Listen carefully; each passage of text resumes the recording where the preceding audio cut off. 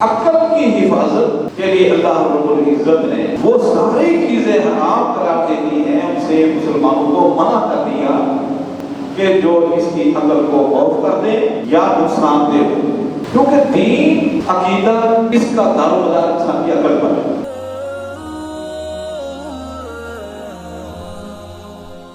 یا ایھا الذین آمنوا انما الخمر والمیسر والانصاب والازلام رجس من عمل الشیطان فاجتنبوه لعلکم تفلحون۔ اے ایمان والو، بے شک نشہ اور جوا اور قبر پرستی اور ستاروں کے ذریعے لکیروں کے ذریعے قسمت معلوم کرنا، رجسون، یہ چاروں کام پلید ہیں، گندے ہیں، فاجتنبوہ، ان سے بچو، لعلکم تفلحون، تاکہ آپ کامیاب ہو جاؤ۔ سورہ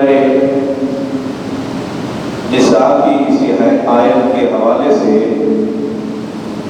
چند باتیں گزشتہ سے وابستہ خطبہ جمعہ میں عرض کی تھی کہ اللہ رب العزت نے ان چاروں کاموں کو من عمل شیطانی کام قرار دیا ہے۔ یہ کام انسان کے نہیں، یہ شیطان کے کام ہیں، ان سے بچو، اور فرمایا کہ آپ کی کامیابی اور کامرانی ان چار چیزوں سے اجتناب کرنے میں اور بچنے میں ہے۔ یعنی اگر ہم ان سے اجتناب نہیں کریں گے تو ناکام و نامراد ہیں، ہم کامیاب نہیں ہو سکتے۔ اور میں سب سے پہلی چیز ہے الخمر۔ میں نے عرض کیا تھا کہ خمر ہر وہ چیز ہے جو انسان کی عقل کو ڈانپ ہوگا۔ اس کا ترجمہ ہم اردو میں شراب کہتے ہیں، اور شراب کے ساتھ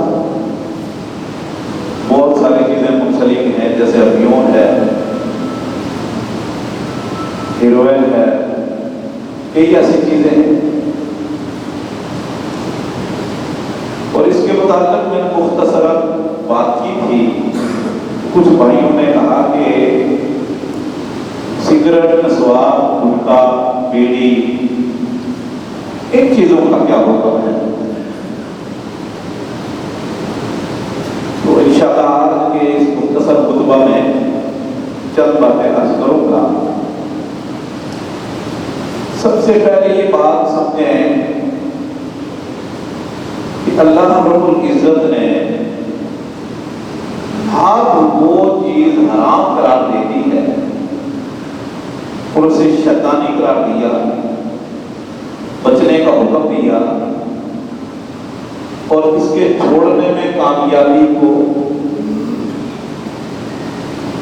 اللہ رب العزت نے بیان کیا۔ اور اللہ نے انسان کی جان کی حفاظت کے لیے قصاص، دیت کے احکام نازل فرمائے، عزت کی حفاظت کا انتظام بھی کیا، مال کی، کسی بھی انسان کے مال کی حفاظت کا انتظام کیا کہ چوری ثابت ہو جائے، نصاب پورا ہو تو چور کا ہاتھ کاٹ دیا جائے، اور اگر وہ ڈاکو ہے تو اس کی 4 سزائیں مقرر، انما جزاء الذین یحاربون اللہ ورسولہ ویسعون فی الارض فسادا، کہ جو لوگ اللہ اور اس کے رسول کے ساتھ جنگ کرتے ہیں، زمین میں فساد برپا کرتے ہیں، دہشت گردی اور خوف و راز پھیلاتے ہیں، ڈاکہ زنی، رہ زنی، چھینا جھپٹی، ان کی پہلی سزا کا یقتل ان کو قتل کر دیا ہے اور یصلب ان کو سولی چڑھا دیا ہے، اور یا پھر ان کے پاؤں اور ہاتھ مخالف سمت میں کاٹ دیے جائیں، اور چوتھی کہ یا پھر کو جلوطن کر دیا جائے۔ یہ چاروں کام قاضی اور خلیفہ کی سواتین پر ہیں۔ یہ مومن کی جان، مال، عزت کی حفاظت کا انتظام کیا۔ اسی طرح انسان کی عقل کی حفاظت کا انتظام بھی اللہ رب العزت نے کیا ہے، کیونکہ یہ عقل یہ انسان اور حیوان میں تمییز اور فرق کا ایک میزان ہے۔ عقل اگر یہ عقل و شعور والا ہے تو انسان ہے، اور اگر نہیں تو یہ حیوان ہے۔ تو عقل کی حفاظت کے لیے اللہ رب العزت نے وہ ساری چیزیں حرام قرار دے دی ہیں، ان سے مسلمانوں کو منع کر دیا کہ جو اس کی عقل کو خوف کر دے یا نقصان دے، کیونکہ دین، عقیدہ، اس کا دار و مدار انسان کی عقل پر ہے، فہم و فراست، شعور پر ہے، دانش پر ہے۔ اللہ اکبر۔ تو اب کئی لوگ اس وقت ہمارے معاشرے میں سگریٹ، نسوار اور گٹکا، بیڑی، ان چیزوں کو وہ جائز قرار دیتے ہیں، یا مکروہ تنزیہی، یا یوں ہے، وہ ہے، فلاں ہے، جس کے بڑے نقصانات ہیں، بہت بڑے بڑے نقصانات ہیں۔ اب اس کے سگریٹ کے نقصان اس حوالے سے اب یہ مسئلہ مختلف ہی نہیں رہا۔ جو چیز آپ پیسے سے خرید رہے ہو اس کی ڈبیا پر لکھا ہوا ہے کہ سگریٹ یہ کینسر اور دیگر مہلک بیماریوں کا سبب ہے، یہ ہلاکت کا، موت کا سبب ہے۔ اب اس کو وہ لکھا ہوا ہے، تصویر بنی ہوئی ہے، اور جو لوگ سگریٹ پیتے ہیں یا تمباکو استعمال کرتے ہیں وہ اس کا مشاہدہ کر چکے ہیں۔ گٹکا ہے، بیڑی ہے، اور اسی طرح پان کے اندر تمباکو استعمال کر لیا جائے گا، بہت ساری چیزیں اس وقت معاشرے میں بک رہی ہیں اور بچے بھی استعمال کر رہے ہیں اور شدید نقصان دہ ہیں۔ اب سگریٹ کو گویا کہ آپ جس پیسے کو حق لگا رہے ہو، یا نسوار ہے یا جو بھی نشہ ہے، اب اس پیسے میں آپ کا بھی حق ہے، آپ کی ماں کا بھی حق ہے، باپ کا بھی ہے، بیوی بچوں کا بھی ہے، اور اس میں مسلمانوں کا بھی حق ہے، اور آپ آگ لگا رہے ہو، آگ، اپنی دولت کو آگ لگا رہے ہو۔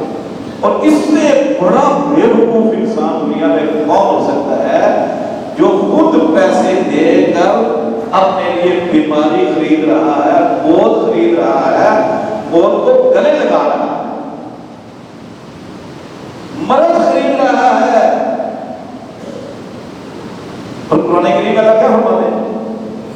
وَلَا تُلْقُوا أَيْدِيكُمْ إِلَى التَّهْلُكَةِ وَلَا تَقْتُلُوا أَنفُسَكُمْ، اپنے آپ کو قتل نہ کرو، اللہ بڑا رحیم ہے۔ وَلَا تُلْقُوا أَيْدِيكُمْ إِلَى التَّهْلُكَةِ، اپنے آپ کو ہلاکت میں نہ ڈالو، لیکن ہم خود اپنے آپ کو ہلاکت میں ڈال رہے ہیں۔ اللہ اکبر۔ اچھا، کچھ چیزوں کا نقصان انسان کی اپنی ذات کا ہے، کچھ چیزوں کا انسان ذات سے ہٹ کر پورے معاشرے کے لیے ہے۔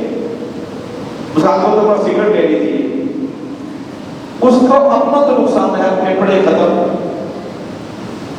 ہارٹ کی کا مرض ٹائپ ہو گیا، نسیں اس کی بند ہو گئی، منہ سے بدبو آ رہی ہے، دانت خراب ہو گئے، پیسے کو آگ لگا دی، سب کچھ اپنی جگہ پر، لیکن ساتھ دوسروں کو بھی نقصان پہنچا رہا ہے۔ آپ دیکھیں گاڑی کے اندر لوگ سگریٹ نہیں پینے دیتے، جہاز میں سگریٹ نہیں پینے دیتے، کیوں بھائی؟ یہ سب کے لیے ایک آدمی استعمال کرتا ہے اور جتنے لوگ ان کے بیٹھے ہوتے ہیں سب کے لیے نقصان دیتے ہیں۔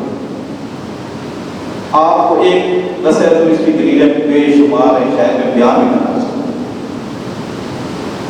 ایک آپ حدیث میں ایک چیز بیان ہوئی، اللہ کے نبی صلی اللہ علیہ وسلم پر غور کرے گا۔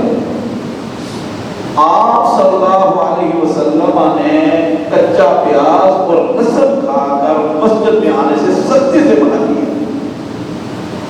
من اکل من هذه الشجرة الممطرة فلا يقربن مصلانا ومساجدنا۔ المساجد کے لفظ بھی آتے ہیں، جمع کا صیغہ ہے، جو اس بدبودار درخت سے کھا کر یعنی لہسن اور پیاز کھا کر مسجد میں آئے، مطلب کھا لے، وہ ہماری مسجد کے قریب بھی نہ آئے، مسلمانوں کی مسجد کے قریب ہی آئے، نماز پڑھ رہے۔ اللہ اکبر، پیاز اور لہسن منع کر دیا، بالکل مسجد نہ آئی۔ آپ نے دیکھا ہوگا جو سگریٹ لوگ پیتے ہیں ان کے منہ سے کیسی بدبو آتی ہے، اور جب ساتھ کھڑے ہو گئے تو نماز پڑھنا مشکل ہو جاتی ہے، اتنی بدبو آتی ہے۔ اور اللہ کے نبی صلی اللہ علیہ وسلم نے فرمایا فَإِنَّ الْمَلَائِكَةَ تَتَأَذَّى مِمَّا يَتَأَذَّى مِنْهُ النَّاسُ، لوگوں فرشتے اس چیز سے تکلیف محسوس کرتے ہیں، اذیت میں ہوتے ہیں جس چیز سے انسانوں کو تکلیف ہوتی ہے۔ اب انسانوں کو بھی آپ تکلیف دے رہے اور آپ فرشتوں کو بھی تکلیف دے رہے، جو رحمت کے فرشتے ہیں، دائیں اور بائیں اذ یتلقى المتلقیان عن الیمین وعن الشمال قعید، ان فرشتوں کو بھی ہم تکلیف دے رہے ہیں، گھر میں ہے تکلیف۔ آپ نے تجربہ کیا ہوگا، جس کمرے میں گھر میں سگریٹ پیا جاتا ہے وہاں بندہ بیٹھ نہیں سکتا، اتنی بدبو ہوتی ہے، فرشتے تو نہیں کرتے۔ یہ اللہ کے نبی صلی اللہ علیہ وسلم فرمانے والی سے ساری تصحیح کی صحیح حدیث ہے۔ پھر دیکھیں یہ فضول خرچی ہے، دو چیزیں، ایک ہے اسراف، ایک ہے تبذیر۔ اسراف ہے کوئی چیز زائد استعمال کرنا مقدار سے زیادہ، اور تبذیر کی دو تعریفیں ہیں۔ تبذیر بذر کو کہتے ہیں، بذر کہتے ہیں بیج کو، بیج، یہ کسان کھیت میں جو بیج بوتا ہے اس کو بذر کہتے ہیں عربی زبان میں، سمجھ آ گئی؟ تو اب کیسے کرتا ہے وہ، جولی میں یا تھیلی میں بیج ہوتے ہیں اور پھینکتا چلا جاتا ہے، پھینکتا چلا جاتا ہے کھیت کے اندر، مٹھی پکڑی اور یوں پھینکی، ایک ایک بیج نہیں لگاتا، مٹھی پھینکتا ہے، نہ دیکھتا کتنے ہیں، کہاں جا رہے ہیں، کس جگہ گر رہے ہیں، ڈھیلے پر، لکڑی پر، مٹی میں، منڈیر پر نہیں، بس معلوم کا دیکھ رہا ہوتا اور دیکھ رہا ہوتا۔ یہ تبذیر ہے، اس کو مبذرین کا۔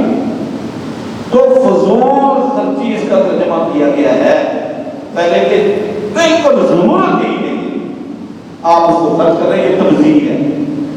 دوسری اس کی تعریف کی گئی ہے کہ ہر وہ چیز جو انسان کے لیے فائدہ بخش نہ ہو، فائدہ بخش نہ ہو یا بلا ضرورت ہو، اس کو تبذیر کہتے ہیں۔ اور اب سگریٹ اور نسوار اور گٹکا اور بیڑی اور سیٹی اور جتنی بھی چیزیں ہیں یہ استعمال کرتے ہیں، تمباکو سے یا غیر اس کا کوئی فائدہ ہے؟ میں کہتا ہوں اس کا کچھ فائدہ نہیں ہے۔ یہ بڑی بات وجہ سے سنو، ان چیزوں کا تو ایک ذرہ برابر فائدہ نہیں۔ شراب کا فائدہ ہے، جوئے کا فائدہ ہے۔ جس رب نے یہ شراب اور جوا، شراب پیدا کی جو بنتی ہے جن چیزوں سے، اور اسی رب نے فرمایا ہے یسألونک عن الخمر والمیسر، یہ لوگ آپ سے نشے کے متعلق، شراب کے متعلق اور جوئے کے متعلق پوچھتے ہیں، ان سے کہہ دیجیے کہ اس میں منافع بھی ہے، اس میں منفعت بھی ہے لوگوں کی، لیکن اس کو ہوا اکبر من نفعہما، اس کا گناہ، اس کا نقصان اکبر من نفعہما، ان دونوں کے نفع سے زیادہ ہے۔ یہ کون ہوا ہے؟ اس منتبیر و منافع للناس، لوگوں کے لیے نفع بھی ہے، شراب میں بھی ہے، جوئے میں بھی ہے، لیکن اس کا نفع تھوڑا ہے، نقصان زیادہ ہے۔ تو جس چیز کا نفع ہے، اللہ فرماتے ہیں وہ منافع للناس، لیکن نقصان زیادہ ہے، ضرر زیادہ ہے، وہ چیز اللہ نے حرام کر دی تو جس کا بالکل فائدہ نہیں، بتاؤ اس کا کیا ہوگا؟ اس کا کیا ہوگا؟ اور فضول خرچی کرنے والے، تبذیر کرنے والے کا کیا ہوگا؟ سورہ بنی اسرائیل میں اللہ فرماتے ہیں وَلَا تُبَذِّرْ تَبْذِيرًا، پیسوں کو آگ نہ لگاؤ، بہت نہ خریدو، اپنے آپ کو برباد نہ کرو، ایسے پیسے کو ضائع نہ کرو۔ وَلَا تُبَذِّرْ تَبْذِيرًا إِنَّ الْمُبَذِّرِينَ كَانُوا إِخْوَانَ الشَّيَاطِينِ وَكَانَ الشَّيْطَانُ لِرَبِّهِ كَفُورًا۔ تبذیر کرنے والے، فضول خرچی کرنے والے شیطان کے بھائی ہیں، اور شیطان اپنے رب کا ناشکرا ہے۔ یہ شیطانی کا کوئی فائدہ نہیں، ان کے نقصان ہی نقصان۔ اچھا، اب اللہ رب العزت نے دو چیزیں مسلمانوں پر حرام کی ہیں۔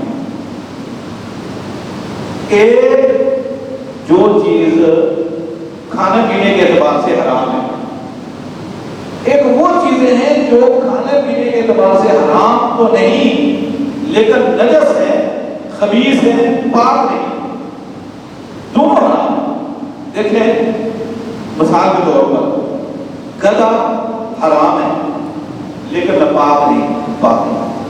بلی حرام ہے، آپ گدھا کھا نہیں سکتے، بلی کھا نہیں سکتے، دونوں حرام ہیں لیکن پاک ہے۔ حدیث ہے اللہ کے نبی صلی اللہ علیہ وسلم نے گدھے پر سواری کی ہے، لمبا طویل سفر کیا ہے، انہیں کو پسینہ لگتا، آگ صاحب لگتے، کھولتے باندھتے، اس کی طرح نماز پڑھ لیتے، پاک، لیکن حرام ہے، حرام لیکن ناپاک نہیں۔ کچھ چیزیں وہ حرام نہیں ہے لیکن ناپاک ہے، نجس ہے، خبیث ہے، اور یہ دونوں چیزوں کے حوالے سے اللہ کے نبی صلی اللہ علیہ وسلم کی جو نبوت کا مشن تھا نا، وہ اللہ نے سورہ آراف کی آیت نمبر غالباً 70 کے قریب بیان کیا ہے۔ ان میں سے کیا ہے؟ وَيُحِلُّ لَهُمُ الطَّيِّبَاتِ وَيُحَرِّمُ عَلَيْهِمُ الْخَبَائِثَ، کہ میرا نبی لوگوں کے لیے پاکیزہ چیزیں حلال کرتا ہے اور خبیث چیزیں، گندی چیزیں وہ حرام قرار دیتا ہے۔ کلو مٹی کے بعد عبادت سب کو پاکیزہ کو، تو حرام کچھ چیزیں حرام ہیں، کچھ نجس ہیں، ناپاک ہیں، غیر طیب ہیں، خبیث ہیں، دونوں ہی گویا کہ حرام کے حکم میں ہے، اور اللہ اور اس کے رسول صلی اللہ علیہ وسلم نے دونوں سے بچنے کا حکم دیا اور استعمال کو ترک کرنے کا حکم دے دیا، اور خیر اور فلاح اور بھلائی اس کے چھوڑنے میں۔ اللہ اکبر۔ پھر ایک بات یاد رکھو، لوگ تو دلیلیں نکالتے ہیں، باتیں بناتے ہیں، دیکھو جی فلاں علماء اس کو حرام نہیں کرتے، فلاں نہیں کرتے، یہ کہتا ہے۔ میں بھی ایک عالم دین آپ کے سامنے کھڑا ہوں، اس جیسے بیسیوں علماء، سینکڑوں علماء کو ان چیزوں سے منع کرنے والے، حرام قرار دینے والے ہیں۔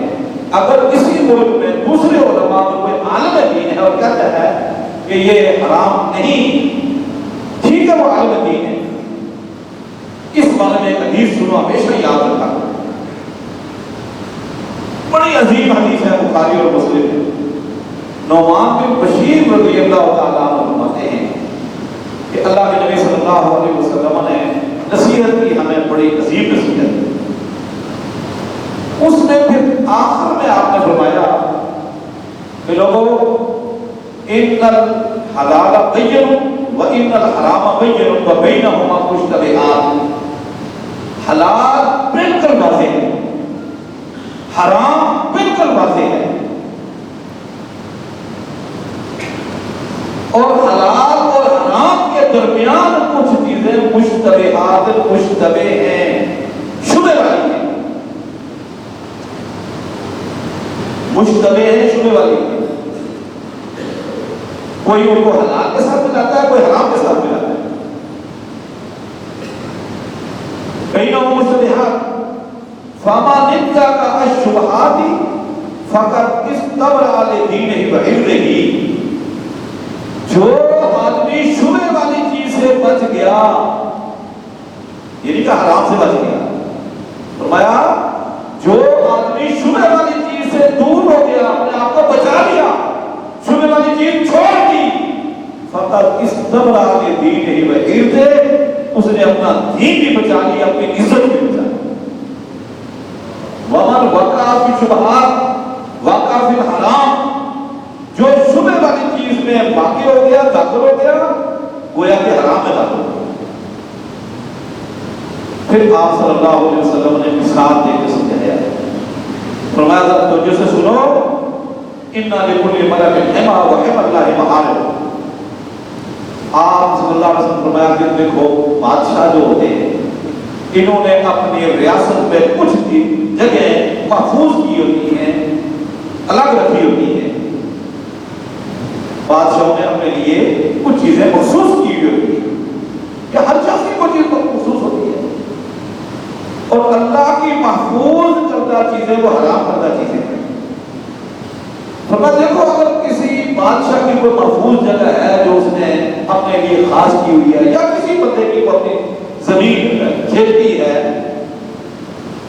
فرمایا جو چرواہا اپنی بکریوں کو اس محفوظ جگہ سے یا لوگوں کی چراگاہ سے یا لوگوں کی کھیتی سے، ان کی فصل سے اپنی بکریوں کو، مویشیوں کو دور دور چلاتا ہے، وہ بچ جائے گا۔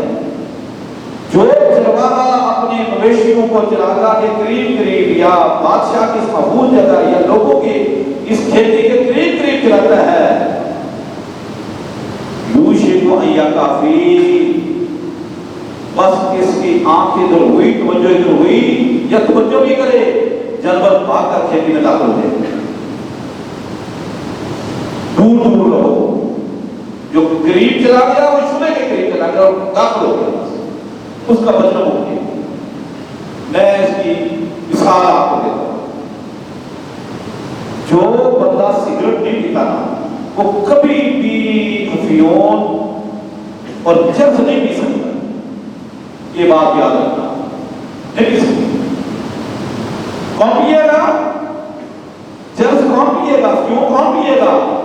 جو سگریٹ پیتا ہے، بس اسے کام آگے شروع ہو بڑھتا ہے۔ اسی طرح کا سوال ہے، ان کا ہے، اب دیکھو نا آپ کے ہاسپٹل میں کتنے ہی لوگوں کے بارے میں ڈاکٹر کہتے ہیں، اور آپ کو مشاہدہ ہوگا، فلاں صاحب کو جی منہ میں کینسر ہو گیا، کیوں جی؟ جی وہ تو بالکل ٹھیک ٹھاک تھے، وہ ہماری مسجد میں نماز پڑھنے آتے تھے، پھر وہ گٹکا کھاتے تھے تو وہ پھر منہ میں کینسر ہوا اور فوت ہو گئے۔ اب تو دنیا میں کرونا کو رش ہو رہا ہے۔ آپ اعداد و شمار پڑھیں جو سگریٹ نوشی سے لوگ مر رہے ہیں اس وقت دنیا میں، ان کی تعداد کورونا سے مرنے والوں تعداد سے کئی گنا بڑھ کر ایکسیڈنٹ سے مرنے والوں سے تعداد زیادہ ہے. یہ کس کی ذمہ داری ہے؟ اس کی حفاظت، اس سے لوگوں کو بچانا. مولوی کا تھوڑا سا فتویٰ معمولی سا اس میں چھوڑ نا، لوگ اسے بڑی اس کا کر لیتے، اس پر گنجائش نکال لیتے اور پوری قوم برباد ہو جاتی ہے. آپ نے فرمایا حلال پہ کرواتے ہیں، گدھا حرام ہے، کچھ شک ہے؟ کتا حرام ہو گئی ہے، دیگر بے شمار چیزیں آپ نے حرام ہو گئی ہے بالکل واضح. اور کچھ چیزیں بالکل حلال ہے. اب جانور جو ہم قربانی کرتے ہیں حلال ہے اور حلال کسی عالم دین کا فتویٰ ہے کہ بکری، گائے، بھینس، اونٹ حرام ہے؟ پوری دنیا میں کسی کوئی عالم دین کہتا ہو یا کوئی مسلمان نہیں، یہ بالکل بات ہے. لیکن بینہما مشتبہات، کچھ چیزیں دونوں کے درمیان شبہ والی. کچھ علماء کہتے ہیں حلال، کچھ کہتے ہیں حرام، شبہ پڑ گیا. یہ بھی دلیل دیتا ہے، وہ بھی دلیل دیتا ہے، شبہ تو پڑ گیا. دیکھیں نا، آپ نے کیا کسی سے پوچھ رہے ہیں کہ بھائی میں صدر جانے ہیں. ایک آدمی آپ کو پتا ہے کہ آپ یہاں سے سیدھے جائیں پتھروں کے پل کے آگے چلے جائیں اور ایسے دائیں بائیں کہیں سے چوٹی سے نہیں مڑنا اور آگے ایسے ہے، وہاں سے آپ نے نکل دینا ہے. تو آپ مطمئن ہو جائے گی کہ اس سے بالکل ٹھیک ہے، بندہ سچا نظر آ رہا ہے، یقین آ جائے گا. لیکن دوسرا آدمی کا دیکھ رہا ہو، ادھر بتاؤ ادھر نہیں جانا، ادھر جاؤ، صدر ادھر ہے. تو کیا خیال اگر آپ کو یقین رہے گا کہ صدر کہاں ہے؟ شبہ پڑ گیا نا، شک میں پڑ گیا کہ یہ بتا رہا ہے ادھر ہے، وہ بتا رہا ہے ادھر ہے. شبہ پڑ گیا، وہ بھی مسلمان، یہ بھی مسلمان. اللہ اکبر. بینہما مشتبہات. اور شبہ کے متعلق اللہ کے نبی صلی اللہ علیہ وسلم نے کیا فرمایا؟ دع ما یریبک الی ما لا یریبک. اس چیز میں شک پڑ جائے چھوڑ دو، چھوڑ دو اس کو. ایک واقعہ سنا کر بات ختم کرتا ہوں، اصل موضوع رہ گیا. ابو داؤد میں ایک واقعہ ہے. ایک صحابی فوت ہوئے، بقیع قبرستان میں قبر کھودی جا رہی تھی. اللہ کے نبی صلی اللہ علیہ وسلم صحابہ موجود تھے. ایک خاتون، مدینے کی ایک ساریہ خاتون کو پتہ چلا کہ اللہ کے نبی صلی اللہ علیہ وسلم کو بھوک لگی اور نکاح ہو رہی ہے. اس نے اپنے غلام کو کہا بھائی گوشت تیار کرو اور اللہ کے نبی صلی اللہ علیہ وسلم کو اطلاع دو کہ آپ 3-4-5 بندے اپنے ساتھ لے کر کھانا دوپہر کا ہمارے گھر میں. اس کا جو غلام تھا وہ کسائی گوشت بنانے. ان کو اس نے کہا کہ فوراً ایسے کرو، بکری ذبح کرو، بکرا. اب وہ بھیجا بقیع قبرستان کے پاس قوالی میں منڈی تھی، جس کا بخاری مسلم میں بھی تذکرہ ہے. وہاں بندہ بھیجا، بکرا نہیں ملا. منڈی لگی تھی یا بکرا نہیں، بکری بھی بڑی پریشان. دعوت اللہ کے نبی صلی اللہ علیہ وسلم کو دے دی، ادھر گوشت کا انتظام بھی ہو رہا. اب وہ پڑوسن کے پاس جا کر نے کہا کہ بکرا نہیں مل رہا، کھانے کے انتظام میں نے کرنا ہے، اب دعوت دے چکے ہیں، کھا ہو نہیں سکتا. تیرے پاس ایک بکری ہے یا بکرا ہے وہ مجھے دے دے تو میں آج گوشت بنا لوں. ہمارے پاس جو میں خرید کر آپ کو دے دوں، یا کیسے دے دیں؟ اس زمانے میں زیادہ گوشت کی بدلے گوشت کے بدلے اس کے بدلے. اس نے کہا میرے شوہر کا ہے، شوہر گھر میں نہیں ہے. کہنے لگے شوہر کوئی مسئلہ نہیں، ہم اسے اچھا ہی آدمی دے دیں گے، لیکن میری مجبوری ہے. اور اس نے کہا کہ میرا شوہر انکار نہیں کرے گا. اس نے بکری دی. اس نے غلام کو کہا، اس نے پکڑا، گوشت بنایا، پکا دیا. اور اللہ کے نبی صلی اللہ علیہ وسلم صحابہ کرام بھی آگے ساتھ بول گئے. اچھا، صحابہ کرام رضوان اللہ علیہ کی عادت مبارک تھی کہ وہ جب تک اللہ کے نبی صلی اللہ علیہ وسلم پیر نہیں کرتے تھے آپ کوئی ہاتھ نہیں لگاتا. پھر آپ لقمہ لیتے، بسم اللہ پڑھ کر اس کو چباتے، نگل لیتے، پھر سبا کھا لیتے. یہ قدر کا تقاضا بھی ہے. اب اللہ کے نبی صلی اللہ علیہ وسلم نے وہ گوشت دیا، ان میں ڈالا، چبا رہے شام سے نکل گئے، انہوں نے نکال دیا. شام کسی نے نبی صلی اللہ علیہ وسلم نہیں کھا رہے تو پوچھا تھا کہ سو کیا وجہ ہے؟ فرمایا یہ بکری مجھے بتا رہی ہے کہ یہ بغیر اجازت کے نہیں. پوچھا کہ آپ عورت سے لاؤ میں بکری کہاں سے لی ہے؟ بکرا بکرا کوئی کہاں سے لایا؟ کہا کہ اللہ کے رسول صلی اللہ علیہ وسلم نے غلام کو بھیجا، پانی نے پیلی نہیں اور پھر ہوا اس خاتون سے دی اور اس نے کہا کہ یہ شور کیا، میں نے کہا ایسی ایسی بکری دے دے گی. اس نے کہا چلو اعتبار ہے. آپ نے فرمایا اچھا ایسے کرو، یہ جو قیدی ہے نا ہمارے پاس بدل کے یہ 70 کے قریب یہ بکرا اور خود کچھ کر کے اللہ اکبر. یہ ابو داؤد کے اندر صحیح واقعہ ہے. بھائی جان حرام نہیں تھی، بکری حرام نہیں تھی، گوشت حرام نہیں تھا، شبہ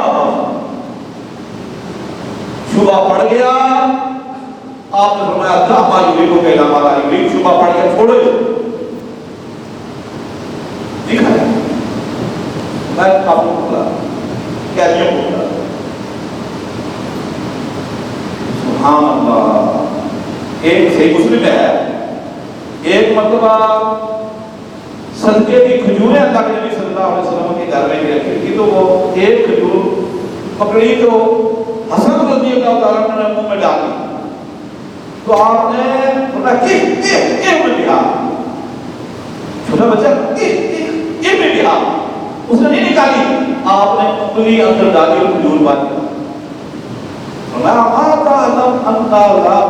صدقہ بیٹا آپ کھاتے نہیں کہ ہم رسول آگے رسول صدقہ نہیں کھاتے، یہ صدقے کی کھجور ہے نہیں کھانا. نہیں ابو بکر صدیق رضی اللہ تعالیٰ عنہ کا غلام ایک مرتبہ کوئی مشروب پیش کیا، دودھ تھا غالبا، پی لیا تو کہنے لگے آپ کو پتہ ہے کہاں کیسے لایا؟ غلام اپنا تھا اس طرح سے کیا. کہنے لگا کہ ایک مرتبہ نا میں ایسے بیٹھا ہوا تھا، ایک خاتون گزری، اس نے سوچا کہ بندہ بڑا وجیح ہے، داڑھی والا ہے، سمجھدار لگ رہا ہے تو یہ نجومی ہوگا. تو اس نے پوچھا کہ بھئی آپ میرے یہاں بیٹا ہوگا یا بیٹی؟ ایسے ہی پوچھنا لگا دیا کوئی تو ایک ہوگا. انہوں نے کہا بیٹا ہی ہوگا.